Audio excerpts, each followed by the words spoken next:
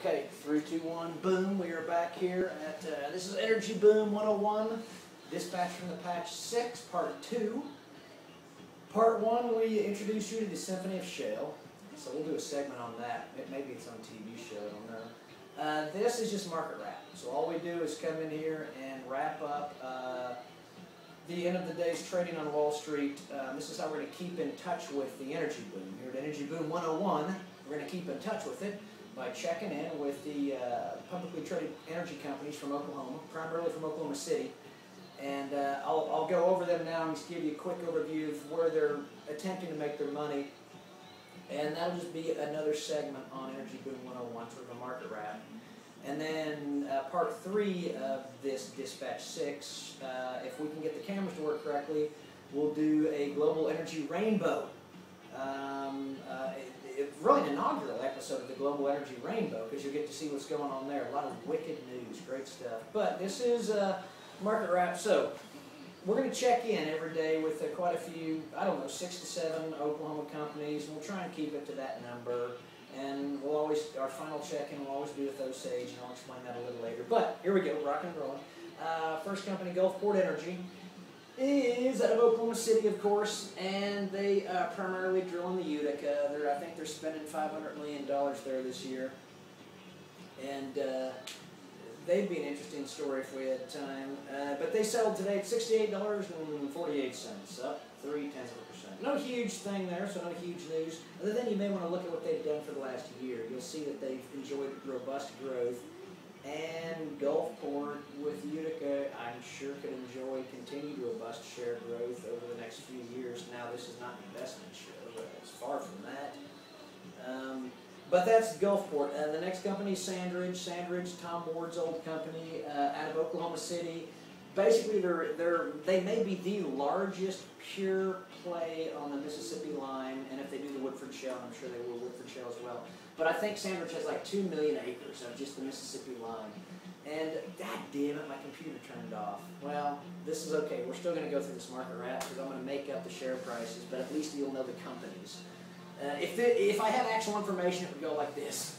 So Sandridge, they settled today somewhere around $6 a share. They've been floundering there for 2 years, but that's a good story. Sandridge is another company that we'll cover. And then the next company we're going to look into is Devon. Devon's another Oklahoma City company that we'll check in with every day when the market wraps up. I don't know what they're at now, probably $65 a share or something. As long as the energy boom's going on in America, Devon will perform very, very well, I would imagine. Don't know for sure, but I'd put my money on it. And we're going to check in with Devon, and Devon is another Oklahoma City company. Now, unlike Sandridge, which is just based only on the Mississippi line, Devon has a lot of different plays. They're in the Permian Basin, they're in the Granite Wash, they're in the Mississippi line. As a matter of fact, they just did a really nice investor presentation. We'll go over those numbers later about the Mississippi line. But they're in there, I think they're in the Niobrara, there, and a few others. They're also in the Tuscaloosa Marine Shale. They don't talk about that much, but trust me, folks, it's going to be incredible. Maybe. It's a great name. But that's Devon. We'll check in with them. The next oil company we'll check in with every day up in Oklahoma City, 20 minutes north here, is Continental. There's Harold Ham and his Army of the Bakken are marching on Continental. They're probably at $116 a share. I gave it a screaming buy at $68 a share, by the way. Along with GMX, but they're bankrupt. But Continental's now about $118, so not a bad call. It may even out. And by the way, just like Gulfport has plenty of room to grow with their shares, and so does Devon, so will Continental. Plenty of room. They're right now just sort of uncorking the Bakken. They're also going to work their way into the scoop. Check that out. There's some muscle in town. They're going to work their way into the scoop. By the way, this is Energy Boom 101, dispatch from the patch 6, part 2. And the slogan we like to use here at the Transparent Barrel is connecting crude to consciousness, one gusher at a time. Crazy stuff. We trademark it. Don't try. And trademark it, don't try while you're at it. And Harold Ham's Army of the Bakken, he'll also have an Army of the Scoop, but we'll call it something different because Army of the Scoop doesn't sound too good. And I'm sure he'll have another play. By the way, I bet Harold Ham, I bet Continental puts the hurt maybe in the Monterey. Anyway, we'll check in with Continental every day. And we'll check in with Chesapeake at the end of every day, because even though Mr. McClendon is now a part of the Symphony of Shale, his former company, he and Tom Ward, his former company, Chesapeake, we will check in with every day because they have premier assets.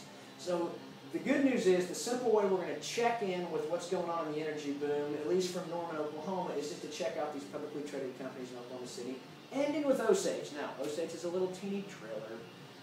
Came to my attention when their shares went from $1.10 to $2.20 in 10 days. So it doubled in 10 days. They're now back at about $1.25. But I suspect they have a lot of potential, and you should buy a one share for $1.25 and look upon it as tuition. Tuition to Energy Boom 101. There you go. The tuition you pay to Energy Boom 101 is to buy one share of Osage Exploration. Symbol OEDV, Oklahoma Echo Delta Vibrato. Anyway, we'll check in with them every day, and they're moving pretty good, and I bet they'll continue to move. We're sort of excited here at the Transparent Barrel because the quick skinny on Osage is that they've received now two initiations of coverage. So two firms on Wall Street are covering Osage to tell you their story.